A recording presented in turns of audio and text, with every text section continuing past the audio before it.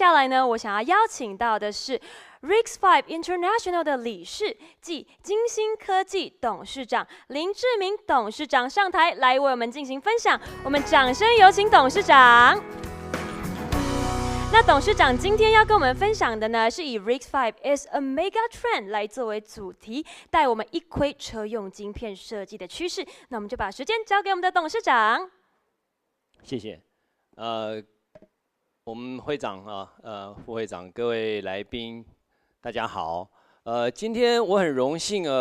在这里呢跟大家分享 RISC-V 是这个不可避免一个大趋势。所以我想把这个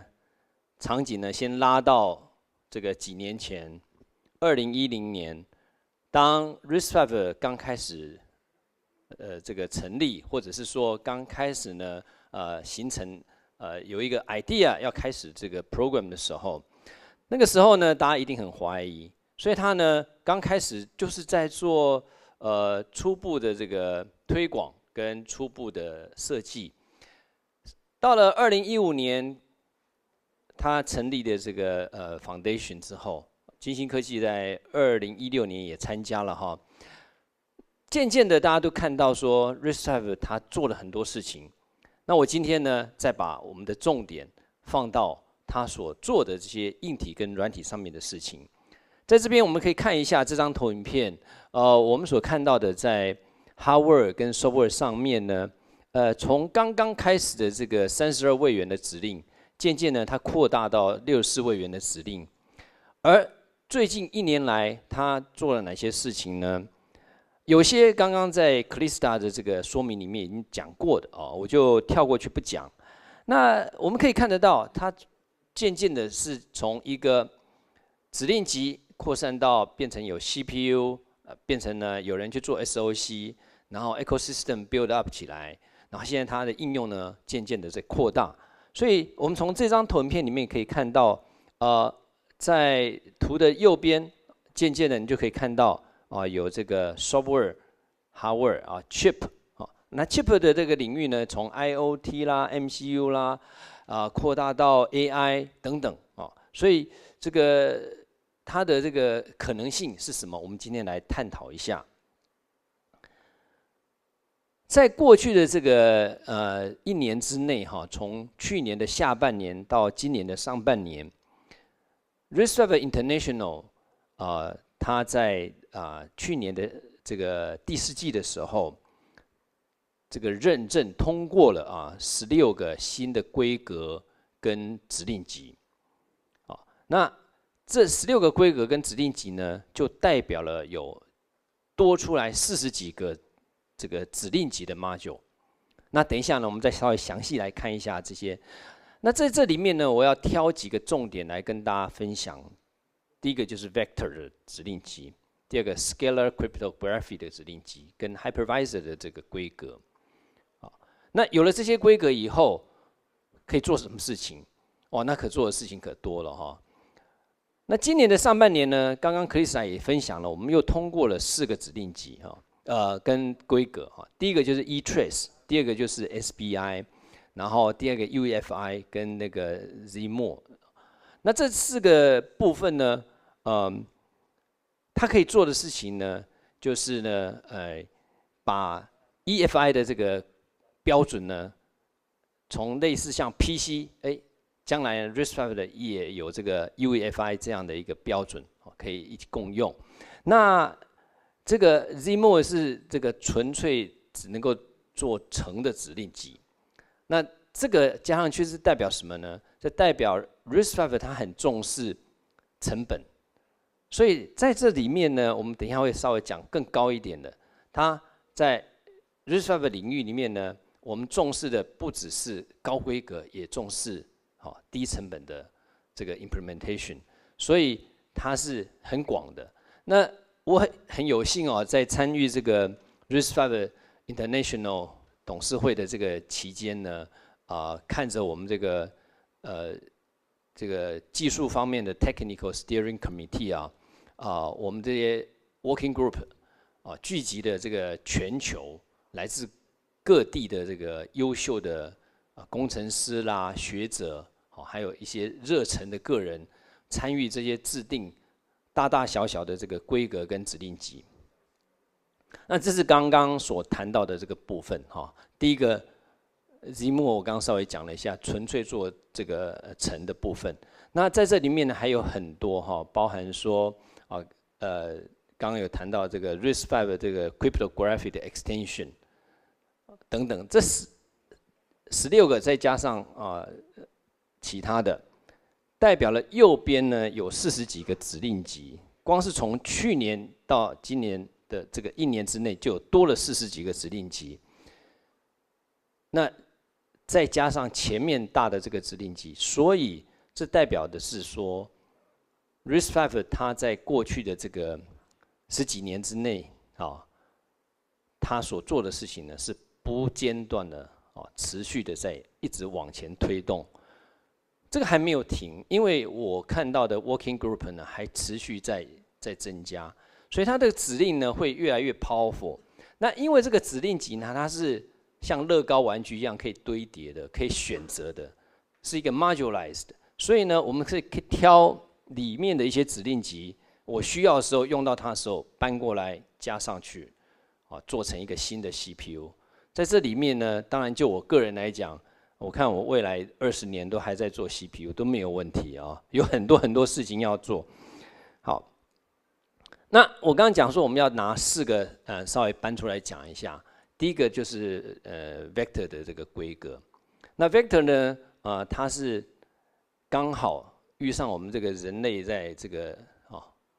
人工智慧 AI 这上面的一个风潮，我们要处理大量的资料，而这个资料呢，最好就是用这个CNN 这一类的 algorithm 去处理，对不对？那刚好呢，在这里面呢 ，matrix 的相乘、相加、相除这些都很重要，所以呢 ，vector 这个指令呢最好。那 vector 的这个 implementation 大家可能有印象的话，以前 Cray 的 supercomputer 是一个房间那么大的一个 supercomputer， 对不起，现在只要放在一个晶片里面的一个小小的 processor， 一个指令集就可以 implement，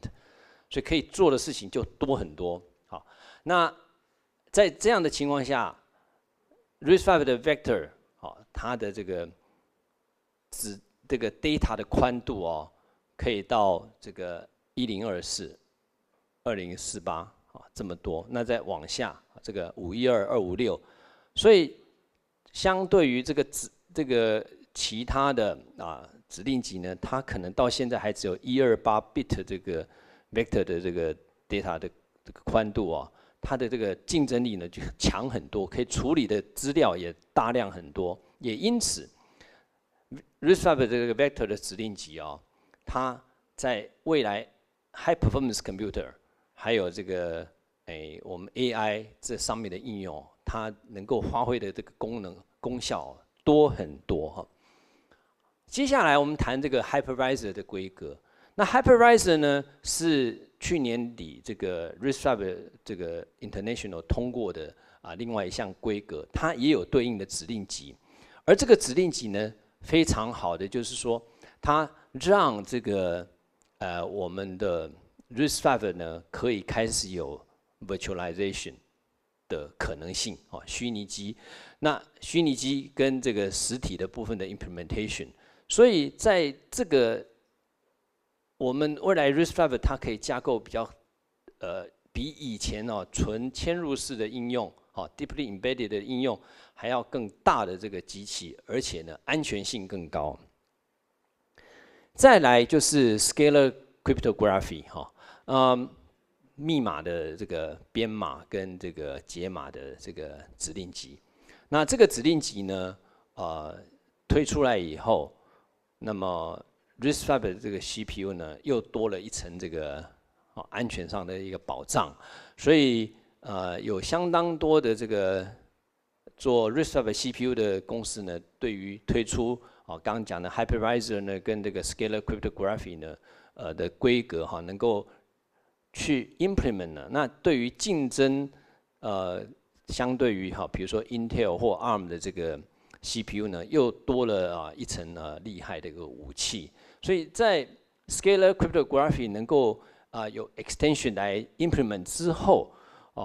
有相当多过往在安全机制上面需要这个编解码的这个需求以后就在 RISC-V 就不会再是问题了。好，所以在这些之外，我们就来看看有相当多的这个市场的资料。那我们这里呢再谈一下，就是这个叫 Wilson Research Group 这个市场研究公司呢，他们发现说这个已经有这个23%的这个 chip 这个 ASIC 跟 FPGA 的 project 呢，都已经把这个 RISC-V 给放进来了。那另外呢，这个Tractica 的这个市场资料也显示说呢，在 IP 跟 software 还有 tool 的这个领域里面呢，RISC-V 在推动上面跟这个采用方面呢，非常蓬勃，所以说这个市场预期会在这个2025年的时候，就 RISC-V 的 IP 跟 software 会达到1个 billion 的这样的一个市场规模。那我去找了一下我去年同样这个场合的keynote speech， 找到这一张投影片，那就是说 RISC-V 跟 ARM 的一些区隔。那 RISC-V 先从比较这个滩头堡的地方，从这个low cost deeply embedded 的housekeeping 做 offload 的这个 finite state machine controller 这边开始，然后往上走又往右走，所以往上走呢，去做一些这个32位元、64位元的 microcontroller， 然后往右走做 data、做 vector， 对不对？那大小核的部分呢，我们就发现说，去年跟今年一看，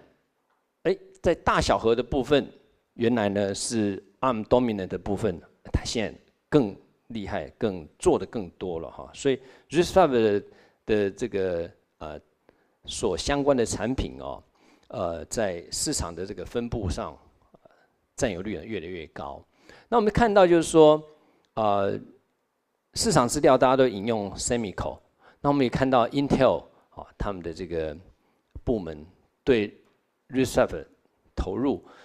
在今年2月的时候，直接就来参与我们这个 RISC-V， 所以我们现在在 RISC-V 的这个董事会Intel 也是一席这个董事。那我们看到他们呢对这个 RISC-V 的一个投入 ，Intel 呢也要参与这个RISC-V ecosystem 的这个发展。各位如果需要有这个投资的资金的话，如果你是要发展这个 RISC-V 产品，那公司或者是你的子公司需要的话，我们可以帮你介绍 Intel Capital， 它有一个 billion 的钱呢，准备投到这个RISC-V 的 ecosystem 上面来。那这几天呢，台湾的媒体呢打出这个标题来 ，RISC-V 飞上太空。那我们也恭喜 SiFive， 他们拿到 NASA 的这个project。那金星呢的产品呢，已经在欧洲的这个卫星上面飞了哈。所以这个在太空领域，大家都是这个有机会透过这个创新，让产品呢飞上太空。其他的在 AI 方面，比如说 Edge Computing 那比如说各种不同的运算力对应到的小资料到大资料，特别是像我们今天要谈的这个车用的部分，等一下有很多的讲师呢慢慢呢都会有比较详细的部分。那 RISC-V 的这个产品呢也来到了多核心的一个应用，有2种，一种是 multi core， 一种是 many core。这个我们称 multi core 比较像是说cache coherent 一个 cluster 里面4核、8核、16核，但是也有 many core， 像我们会长刚谈到1067个这个 core 的这个 AI 的应用，所以现在在一个晶片里面使用上1000个 RISC-V 的 CPU 的 AI 的应用，非常多家在做这样的产品。那我想今天呢，待会儿我也有同事我们总经理呢会来谈金星的这个产品呢，我就跳过这一页。那我在这里呢也是要响应一下我们今天这个大会的主题。我们在这个金星的这个产品这个 product portfolio 方面，我们是把今年视为推出车规 RISC-V CPU 的元年从今年之后，我们每年呢预期推出1到3个这个RISC-V 车规的这个 CPU。在这里呢，我要再强调一下，车用跟车规呢是不一样。如果是就车用的话，金星已经所有的产品通通都可以用在车用上面。我们40几个这个 CPU， 大大小小的，通通都可以用在车用方面，所以大家都可以来这个来稍微参考一下。那车规方面呢，等一下一样让我们这个总经理呢再跟各位做一些比较详细的分享。好，最后呢我做一个总结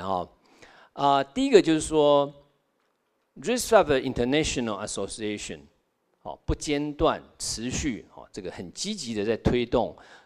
RISC-V 的规格跟创新硬体软体方面的创新，当然最重要还有是更高阶的一些指令集以及更全面的包含这个低成本的这种运算的指令集。第二个，我个人呢一直